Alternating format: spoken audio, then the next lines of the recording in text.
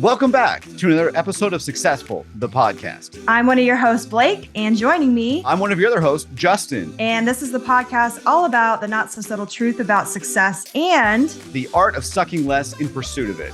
Let's not waste any more time and get right to the show.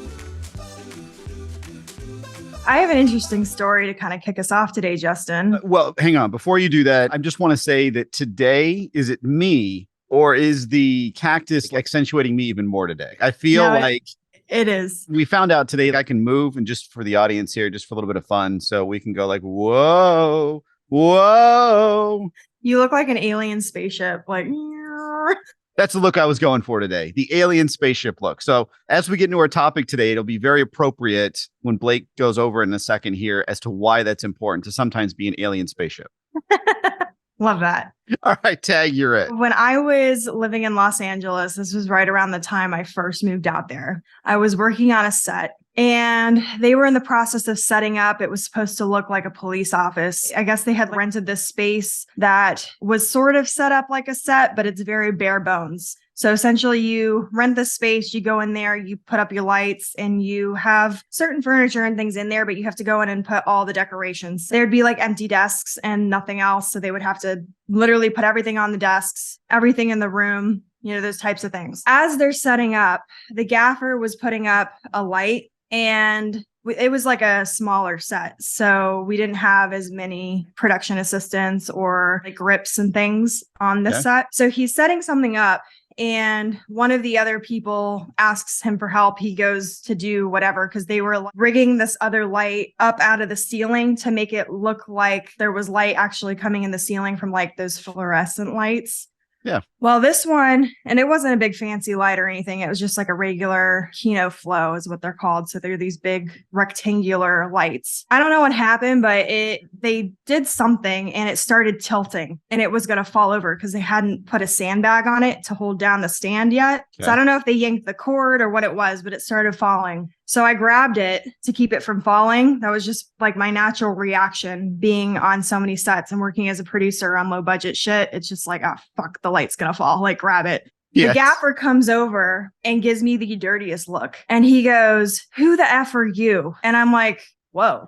And I was like, "I'm sorry. The light was going to fall." He goes, "I know the light was going to fall." He goes, "Do you have a permit and all these certifications to be a gaffer?" And I looked at him and I was like, "Well, no, I don't." And he goes, "Exactly. So don't touch my fucking light." And I was like, "Okay, then." So that's how we started off this whole thing. About 15 minutes later, my friend walks in. We get to talking. He decides to introduce me to the rest of the team. Well, it just so happened my friend is the director, writer, and executive producer. You should have seen that guy's face. Literally white as a ghost. He was like, Of course, we go through the whole day. I just like whatever about it. At the end of the day, he walks up to me, hands me his card, his business card, and goes, "Oh yeah, I'm so sorry. I didn't know like you were friends with, the executive producers and stuff. And if you ever need a gaffer, like I have an entire truck." And he proceeds to go on this diatribe of how great he is and all these things he has. And I just looked at him and I smiled and I took the card and I said, "Thanks." Walked away. When he was gone, threw it in the trash. I was like, "I'm never hiring you." So it just goes to show like the lack of authenticity there, but also it goes to show that especially when you're working on a set or you're coming onto a place for the first time, you have no idea who could be who. So you should treat everybody with respect and kindness. And to be fair, I will say here in his defense just a little bit to make him sound a little less like an asshole, because this is actually a fact. You really shouldn't grab the lights and things. Like that is what your insurance and stuff is for. And it can be dangerous if you have not handled that equipment before. However, I had. It was just an actual reaction on my end. But so he is right. You're supposed to have certifications and stuff, but still. Well, okay. So first of all, I agree with everything you're saying. And I would say that the lesson there is if you're authentically an asshole, you're not going to go very far in life. Okay. You're just not. And we all know these people and don't worry about them. They fade away over time. Some of them, yes, they become successful. The majority of them don't. Don't worry about it. As we dive into this today, and that story is a great segue into everything here because I think that we need to define what authenticity is, because a lot of the time it feels like that woo woo hippie. I'm going to say the term here, kind of a bullshit term where people are like, what does that even mean? I'm always authentic. And you're going, well, no, you're not. Right. You're not. And the authenticity piece of this, the way I like to define it is being your true self. Don't compromise who you are in any given situation to fit in necessarily, because I think that's the absolute wrong thing to do, unless you're an asshole. Okay. That's today's thing. To be fair, I think most of them are already not being authentic in other ways. So that's just trying to pretend wouldn't even work for that either. That's very true. But if you have the asshole facade, tear it down. And I'll give you a great example of this, not from my personal life, but I ended up watching a show last night that I think is very appropriate for this. And I'm hoping some of you can relate, more importantly, find it funny. A friend of mine got me to the show called Below Deck. For those that don't know, it is a total trash show. It's basically every season they go to a different location in the Caribbean. I was watching season 2 yesterday, and they're in the British Virgin Islands. And they get a new guest on whatever yacht renter on, and seems to be fairly nice, whatever, but he and the head stewardess are not getting along at all. He calls her out and says, look, you've got a beautiful smile, but I wish you were less bitchy. All of the people that are in there are like, oh, you shouldn't have said that to her. Even his people that are with him are like, that was really mean. You shouldn't say that to somebody. So she goes in and designs a quote unquote rocket ship. But anyone that has seen this episode knows that it is a giant penis on his bed. She takes a pillow and you can't mistake it. She keeps calling it a rocket ship and everyone giggles, but we know it's not a rocket ship.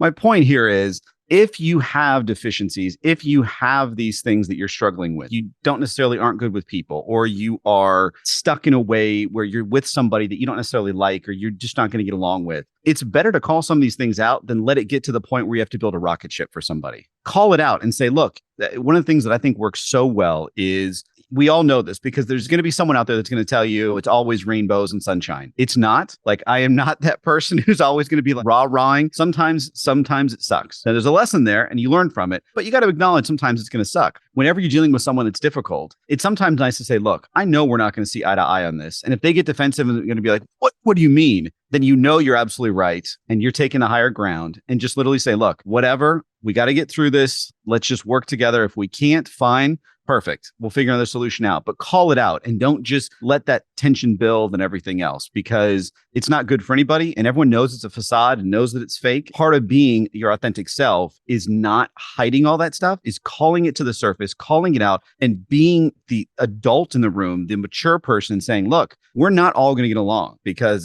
that's just part of life. Not every human being on earth likes each other. In fact, most people don't like each other. But the idea is we need to be civil. We need to get along. We need to be giving. We need to be caring. And we need to be outgoing to the point where we're comfortable to at least help support each other, because we all end up being better in the end after that. So I'll pause and I'm going to pass it off to you, Blake. But that's kind of, when we think about authenticity, it's not compromising who you are in any situation. It's, if there's a disagreement, you call it out. If you are feeling like you're in a situation that you can't win, call it out. All those things to be your truest self so that you don't have to put a facade up of any kind. Justin, I think we need one of those bomb drop noises, because that was awesome. First off. Secondly, I think that segues into kind of a point that I was going to make, which is just a great setup. So first off, I agree with you on the way you define authenticity. I would add to that it also has to do with alignment.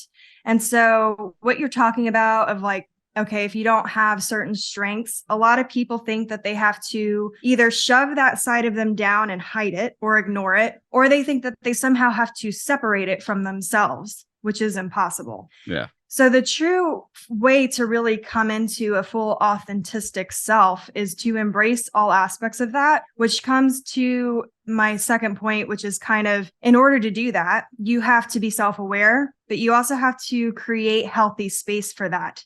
And then you have to show that aspect more love, more care, so that you can elevate it to where you want to be. And so it's more about, instead of trying to pretend that you're this other person, or you're trying to get rid of the things about yourself you don't like, I think it's more about learning how to align so that you become a better version of that and better version of yourself, instead of trying to separate yourself from yourself, because that doesn't work out so great. Hold on. I don't like my nails today. I'm just going to cut my arm off. Like, It's a horrible idea. Absolutely horrible. I agree with that. If your nails are bothering you, please don't cut your hands off. It didn't work out well for Van Gogh with his ear. It's not going to work out well with you and your Oh, hands. God, that's great. I forgot about that. That's awesome. Now we all go through tough times, but losing a hand, it's not going to be good. It's just not. In fact, I went to a conference years and years ago where there was a guy that came on stage and he was born without legs. He was a drummer. It was crazy to watch. He was a skateboarder, everything. And it was just basically a torso. He comes on stage and it was just so funny because like the lady that introduced him was like, oh, we want to welcome this guy who's had this strife in his life. And he comes on stage. He's like, the hell? You set me up for failure right off the bat.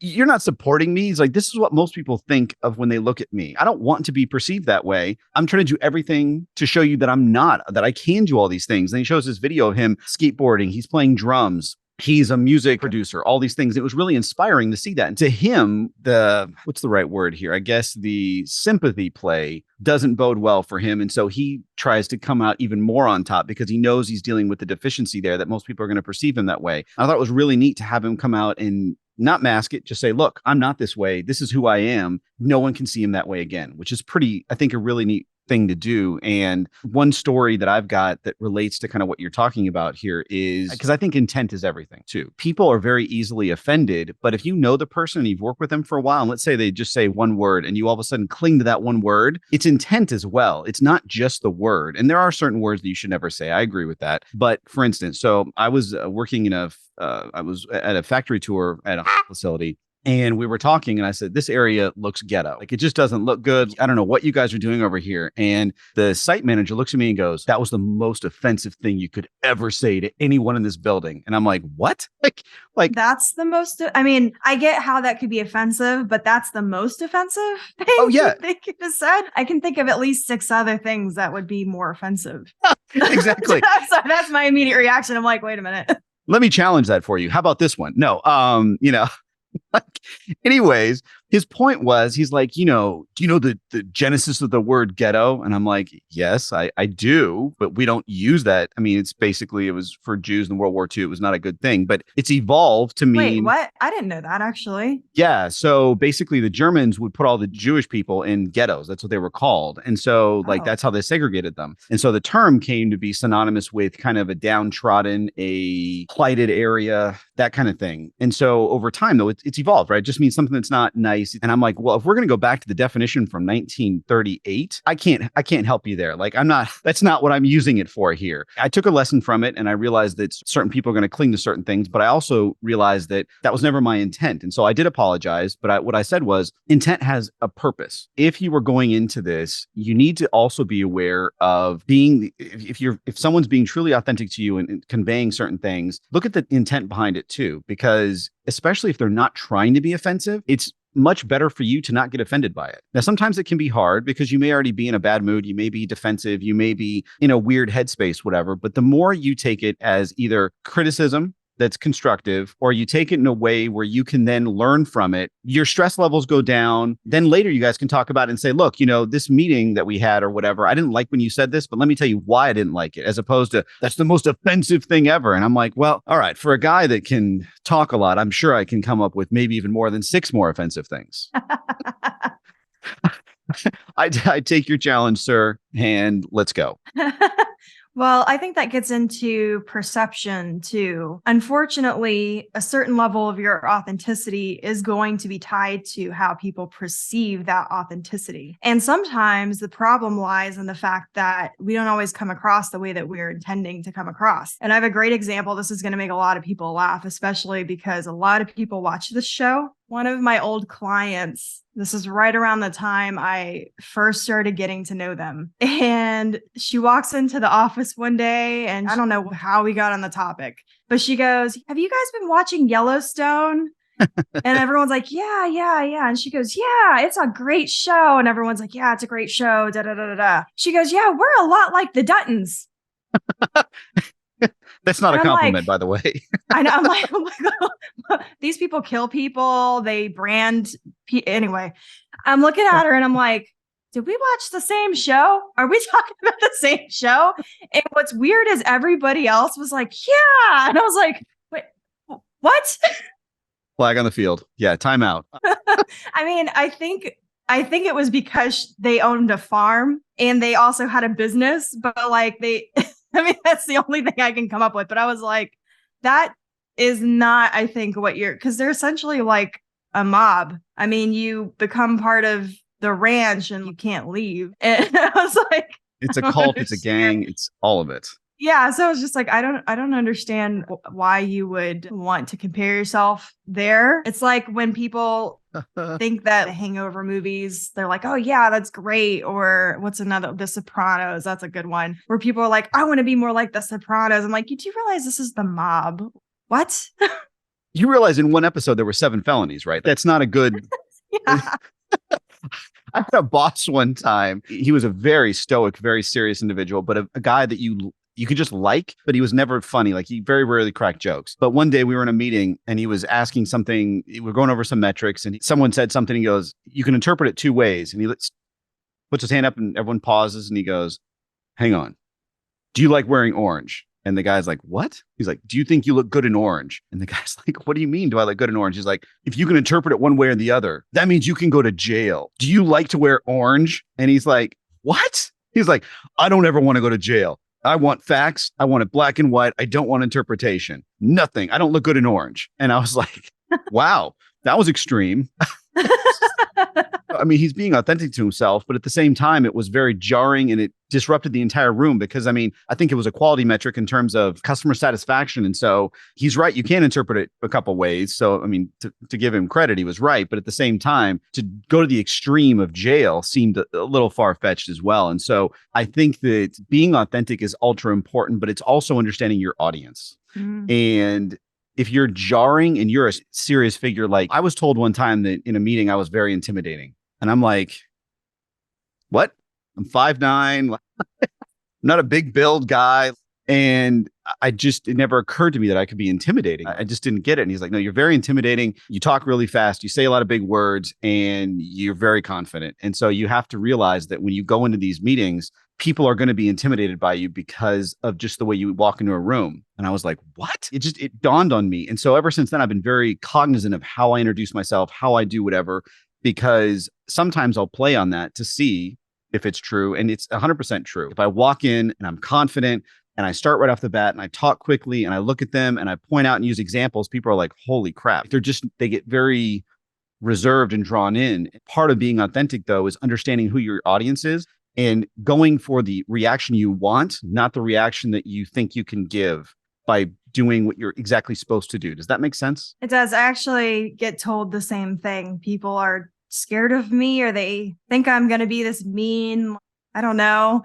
Even people I became friends with and whatever, they've always told me that they're scared of me. And I think also that means that you have a very powerful presence. It took me a while to realize that some of that comes from insecure people. When you are in a room full of people who are not insecure, there's none of that. They're not scared of you. They're very like high five, like this is awesome. I think it kind of is contingent on who, like you're talking about your audiences, kind of how you go about it, because some of that is, I would say, very, yes, that's great feedback. And other times it's not great feedback, because if you have to dim your light in order to make other people feel comfortable about you, that's not where you belong in the first place. Ooh, man, we've dropped 2 knowledge bombs today. So cue now. That was beautiful. And I love the analysis and the metaphor of the light. I love that. So that was beautiful. Thank you.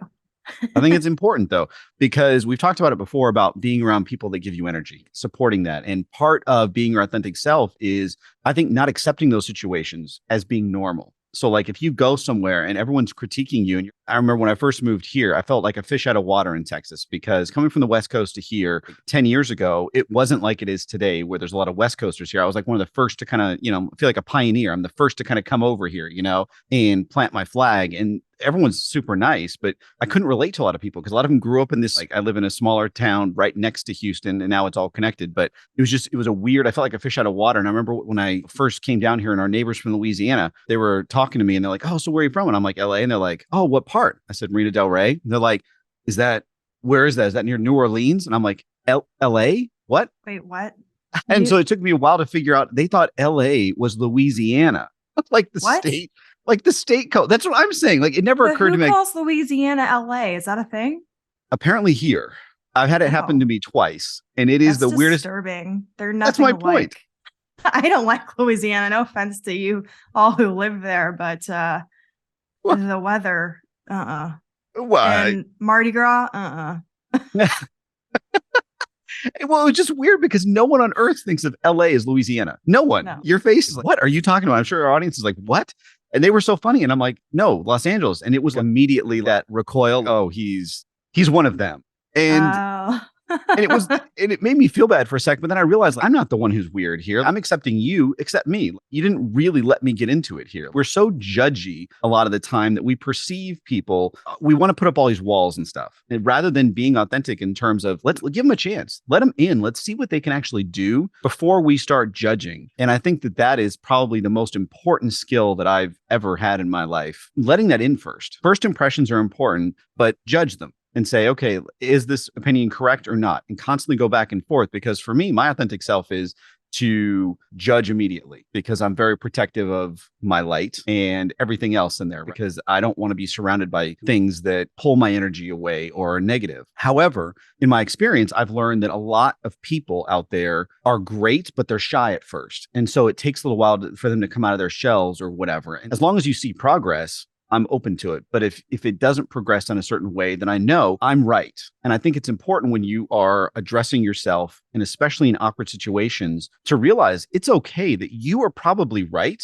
and they're wrong, and don't accept their perception and their belief and their ideas of what you should be, what your authentic self should be, as normal when it's incongruent with who you are. And I think that's a really important lesson here because I've got a teenage son. And holy crap, if he does not wear Crocs to school, he's terrified. He's like, Dad, am I going to fit in? And I'm like, oh my God, I want you to stand out. I want you to be your own person. But he's at that awkward phase where he wants to fit in and he's got great friends, but still everyone feels like they're being judged at that stage. I'm trying to support him by giving him tools and encouraging him to be himself. But at the same time, he'll come around. But I see so many people later in life that still do that. I'm going to this event. I need to do this. Why? Where does it say you need to do that?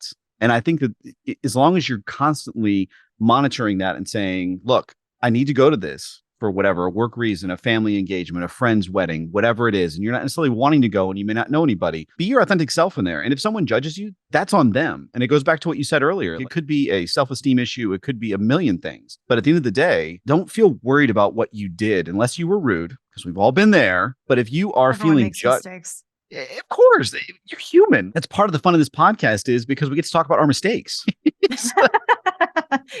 To be real authentic, yeah.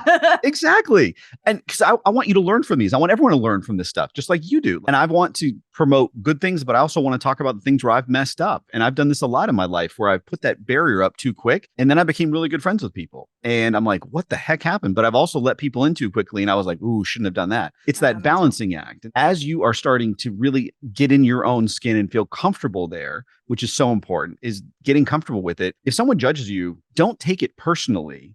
Realize it's probably their issue and not yours. And it really takes a lot of stress off you. And especially between meditation and journaling, stretching, things like that release stress will help those things go, I think, significantly. I agree. And people's reactions are not your responsibility. And I think that's a really hard lesson to learn because sometimes it's hard to not react to people's reactions.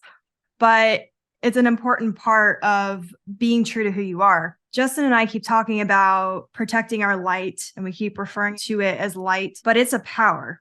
And what you have to realize is when you are willing to stand out and be your most authentic self, you are willing to go against the grain and not fit in and not be just part of the sea of people. If you think back to all the majorly successful people, none of them fit in, none of them. That's why they're where they're at. That's a power. Yeah. There's power and vulnerability. But what you also have to realize is there's people who want to stand in your light because they either think it will rub off on them or they want to feel the warmth that it provides. But not everybody is going to be able to meet you on that same level. And so there has to be a level of protection there. Because otherwise, if you're dealing with people like that, that energy and that light and that power slowly starts to dim. So I think it's important to be protective and to have a level of discernment when it comes to these things. But you have to be willing to stand out. And the more vulnerable that you are, the more likely you're going to connect with people, especially if you're trying to do something like acting or something creative. All the greats. I mean, gosh, I was watching, what's that show? How to Get Away with Murder. She is an amazing actress, but there are scenes where she's sobbing and there's snot like dripping out of her nose. But that takes a lot of courage to be on camera, sobbing and letting snot drip out of your nose. But her performance is astounding. So I think that you have to remember that some of this that you're afraid to show to other people is actually your superpower. And you kind of got to get over that hump and be willing to let your light shine in that sense. I think it's beautiful. I think it's really important because it's so easy to let it dim so quickly. I love when I'm in those moments where you feel perfect. You just, those moments in time where you're like, I don't want this to ever end. But then you get in those moments sometimes where you're like, what the heck is going on? The world's tossing you a ton of things and you're kind of feeling drained and you're overwhelmed and all those things. And one of the things that helps bring me back in those moments is the realization that I am a light. One of the words I use to describe myself is I want to be magnetic. And having that realization of superpower and also having the realization of that's who my authentic self is brings me back home sometimes and really helps me to be like, look, if I'm down and I'm moody and I'm grumpy and I'm kind of standoffish, I say to myself, well, am I being magnetic or am I being a douche? And so and sometimes I'm human. I don't always snap out of it right away, but I always come around. It's also helpful when you have friends or people that are around you, family, that know who your authentic self is, that can call you out when you're being those things too. Because sometimes it means a lot when someone cares about you. And we talked about earlier about intent. If it's coming from a place of love and they're saying, look, I know something is up. Because my favorite phrase is my 10-year-old daughter all the time. Bailey is the funniest thing ever. She is the beacon of light ever. She's the sweetest thing on earth, but she'll get in these crazy mood swings because she's starting, it's 10. She's starting to go through that switch. She's so funny because this morning, Bailey, how are you? I'm fine. Bailey, I can tell you're not fine. I am fine. What about me's not fine? I'm like, whoa, okay. And she gets mad because I start giggling because I know what's happening there. And then she starts laughing. And then she comes around. I'm like, Bailey, come on. I respect you for everything, but this isn't who you are. And she's like, yeah, I don't know what's going on. I'm like, I do. And it's just funny because I think when you are coming from a place of love, getting critique like that, or just that, hey, realization like, hey, come on, we need you back in this. Come back. You're not acting like your best self here. Come back. It's kind of that home base you can come back to that you go, okay, right. Because sometimes you wander and you go meandering away. And sometimes you get a little bit lost coming home. And it's important to not stray too far because when you do that, that's when you start getting into those weird places. And always, if you start finding yourself going down this path of questioning, you're feeling insecure, all those other kind of things, come back to who you are. Because at the base, we're all really strong people. And even if you don't feel that way, you really are. And your authentic self is something that should be celebrated at all times. Again, unless you're an asshole. All right? Yes. It should be, because one of the things that I've talked about many times, but I think is so important is the odds of you being born are 4 trillion to 1. The odds of you, like, that's insane to me. There's more likely that an asteroid will hit the Earth at this moment and wipe out Earth than you being born. That alone makes you special. Okay. And I'm not talking, I don't want to go on that road of like everyone's a snowflake. All right. But I do want to say that like, who you are is, well, because everyone, Wait, never what? mind. The whole idea You lost that like, me on that one. But maybe so my definition of that's different. So like my kids learn about this in school. I think they're taught the wrong thing. Oh, the unique part of it, you mean? Yes. Oh, okay. Got it. I Yes. had a, for some reason, Grinch came to mind and I was like, oh, then it clicked. Hey, great movie though. Both. I like the live action and the animated, but it's a little early for Christmas, so I'm not ready to go there yet.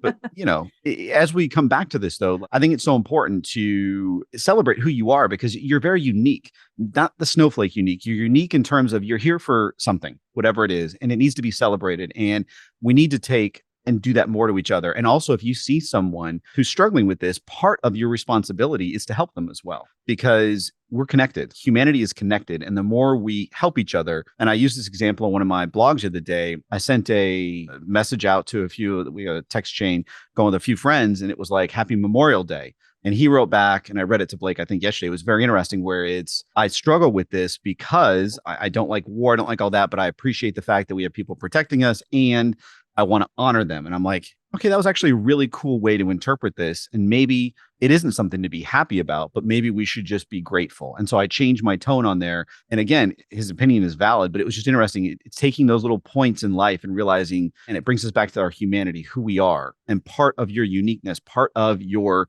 home base, part of your person and your persona is so important, and it's all connected. And so the more you appreciate that, the more you celebrate it, the more you bring it to life and you let out who you are, I've found the more you usually get rewarded for that. I agree. And I have 3 quick things to say to that. And then I want to change gears here a little bit because I have something else I think you're going to have some really interesting insight into. I love But it. the first one was people talk about in spirituality life paths, and not to get too hippy dippy, as you guys like to say. I'm here for a second, but I think there's an excellent point in that.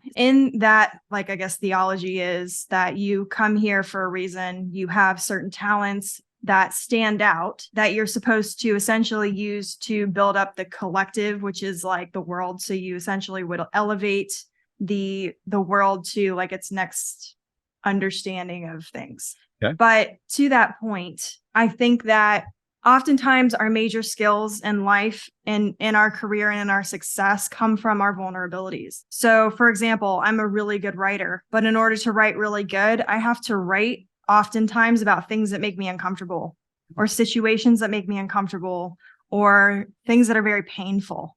And that ends up being a power in itself. And so when you are aligning to that, you'll come to find that things end up opening up in ways that you didn't expect. So that was kind of the first thing I was going to say. The second one is they've actually proven that we have a magnetic field around our heart. So when you talk about being magnetic, and like when we get into the idea of manifesting the things that you want and being a magnet for things that you want, you are literally a magnet. And they've come to find that not only are you a magnet, but your magnetic field essentially is on a frequency. And that frequency is contingent on the way that you view things and how you feel about them. So when you align, let's say you want to be very successful, that's part of your authentic self, is you want to be successful in whatever it is that you're doing. Part of that is aligning to that mindset and those emotions that go along with it as if you already have it.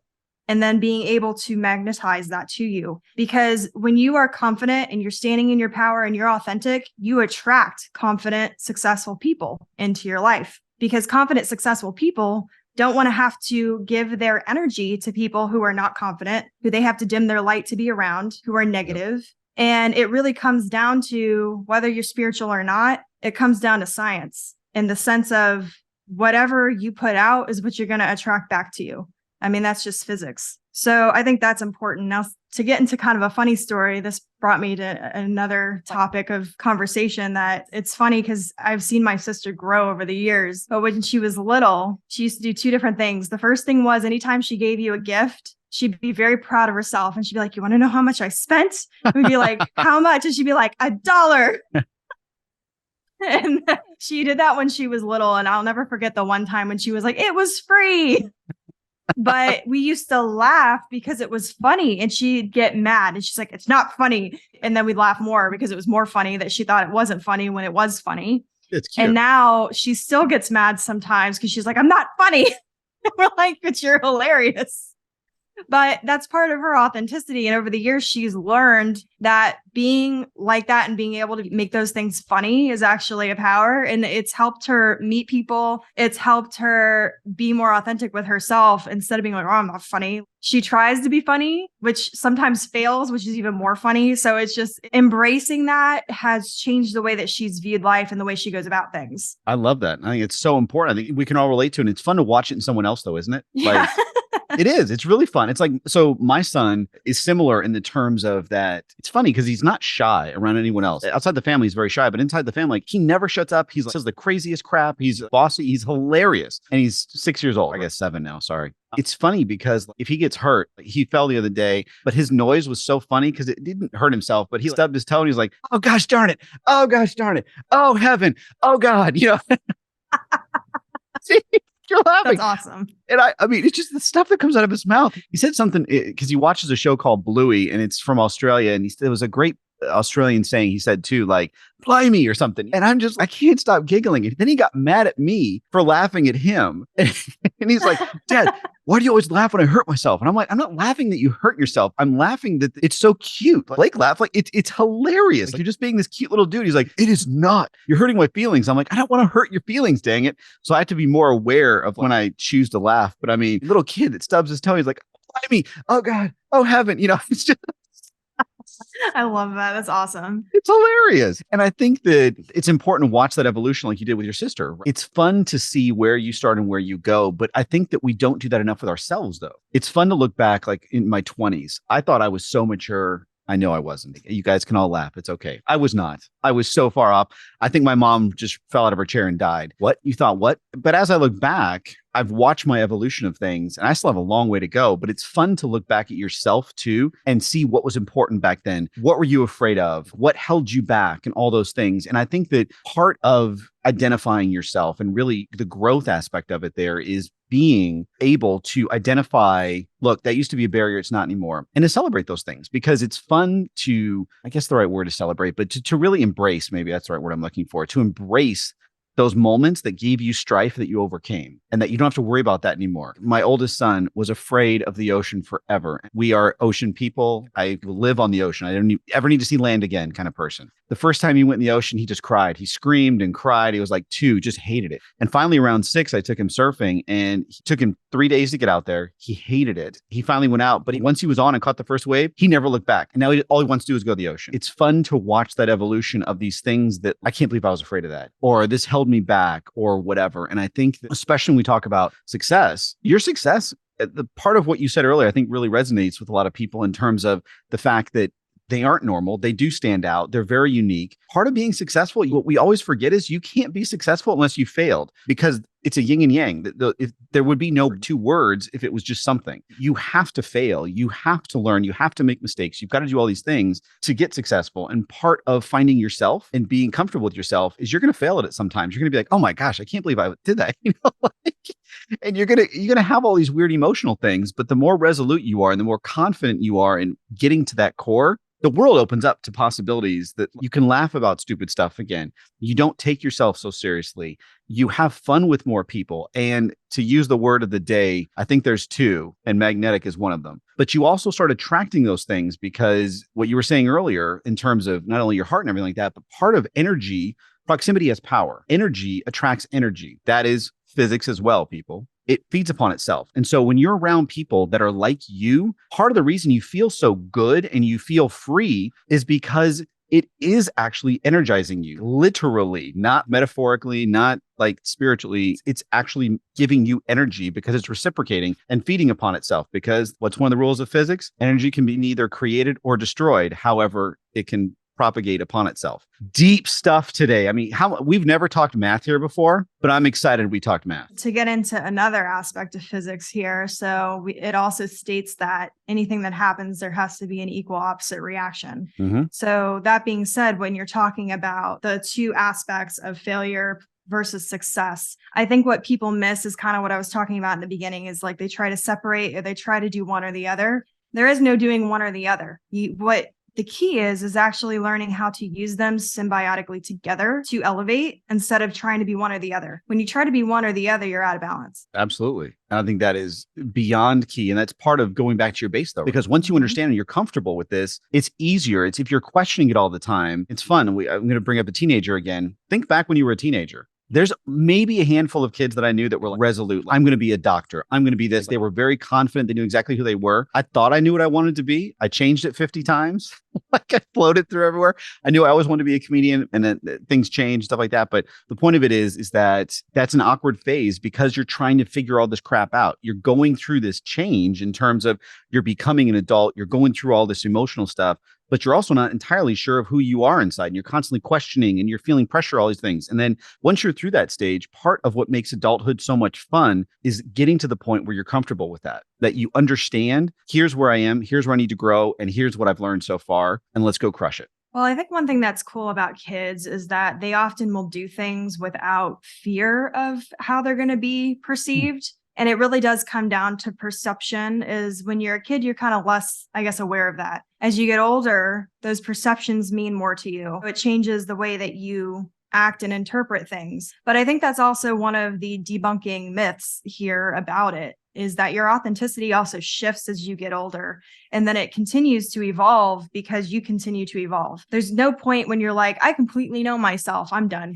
You're constantly growing. You're going to be in new situations. So that's going to evolve just like the way that your definition of success evolves. And I think it does come down largely to perception, because I think there's a lot of aspects of authenticity and a lot of aspects of success that it depends on how you look at it. So for example, when you are applying to a new job, a lot of people think that, oh, I got to be the best candidate. I have to have the perfect resume. I have to have an awesome cover letter. I've got to do this, this, and this. Do you though? Did you even read what they wrote? Because if they use words like, I love the startup companies that are like, this is fast paced. We want a rock star.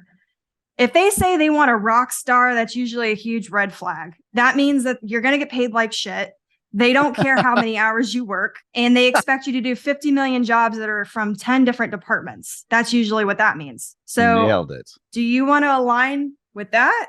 Or I think it comes down to also part of your authenticity comes down to the way you perceive not only yourself and the outside people, but you perceive how you align to things. If you're thinking more about the other person all the time and not what really aligns to you, that's a problem. And I think it's, especially when it comes to work, we try to separate those two so much that we sometimes forget that we are who we are in life, who we are in business. And I've always said that. And people always go, when I say that, but it's true. Because if you go into it with that mentality, I got to be the perfect, whatever, you align to that rock star, startup company, you're not going to have any work-life balance. So make sure that that's what you want. I have nothing to add to that other than you're 100% correct. That's all I can say. You nailed it so well there, because it is funny, because a lot of people are like, they'll read the posting and be like, that is totally me. And no.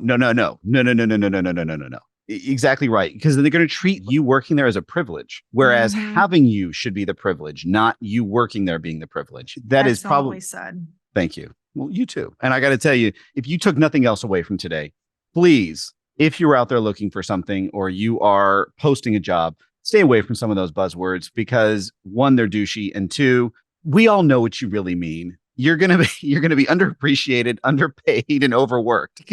That's exactly what that means. And you're replaceable. And that's the last thing on earth you want to do. But as we wrap up here today, I had a lot of fun, Blake. And I want to say that I think this subject is so important, and we got to bring it up again, because I know it's going to resonate with a lot of people. But more importantly, I think that this is one of those things, when you think about success as a whole, it's so important, because this is one of the biggest pillars of the foundation of success. Because once you know who you are, you're comfortable with that. It relieves so many barriers, so many constraints in your life, to the point where you can free up and use that energy that you were using to hold things down or be concerned or worry or anxiety or whatever, to then go pursue what you really need to be doing. Authenticity is also one of those things that's so appreciated, because how many times, here's a great example with politicians. I've never met anyone who said anything about a politician like they're authentic. No, they're all douchebags, and they all pander to whatever gets them the next vote. But imagine if you came across somebody who was truly authentic, that was in office and did what they said. That would blow your mind, and you would appreciate that person so much, because authenticity is a commodity. It is very rare, and it is something that if you mine it in you and you present it to the world, it's incredibly powerful. And the other buzzword of the day is superpower. And I will tell you, it is a superpower. I agree with you. And I would say the last point I was going to make is, when you are growing, you have to step out of your comfort zone and go or do things that you've never done before. And part of that is doing things that make you uncomfortable. But when you're talking about authenticity, sometimes it takes a second when you're doing something that you've never done before to find that authentic voice. So for example, I have a lot of clients who come to me, they're trying to build their social media and they're trying to build their brand. And part of that is being on camera, and they're not comfortable being on camera. Oftentimes when we first start out, they're like, hi, my name is, and I'm like, okay, relax. I want you to talk to me, not the camera, talk to me. And then they sort of like, oh, okay. So just keep in mind that when you are stepping out of your comfort zone, you're doing these new things to build yourself up, to be successful. Sometimes it takes a few iterations before you really get comfortable being your authentic self in these new realms. Because one, you got to figure out what that is. When you've never been on camera before, you may not know how you speak on camera. It may take you a second to find that authentic voice. Or when you write, for example, if you're not just authentically, you're just not a writer, and you need to learn to write better for your career, then it's going to take you a second to learn what your authentic voice is in writing. And that's why I say that your authenticity evolves. You have to be sort of patient, but you also have to be willing to fail and mess up. But when you also hire people who are professionals to help you, like Justin's a life coach. So if you're floundering, there's people out there who can help you, but you have to be willing to step out of your comfort zone and ask for that help. And sometimes that requires you to do things that are uncomfortable and be vulnerable and be like, look, I'm not good at this, or I need help with this, or I don't know where to start. And that's a start,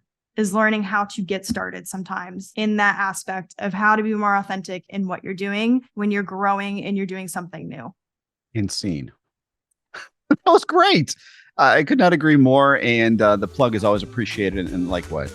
Well, Justin, as they say, all good things must come to an end. Alas, they must. However, this isn't the end, because next week, same time, same channel, we drop another episode. So get excited, because we're going to be diving deeper into all the topics of the not so subtle truth about success and the art of sucking less in the pursuit of it. So join the conversation below, and don't forget to subscribe.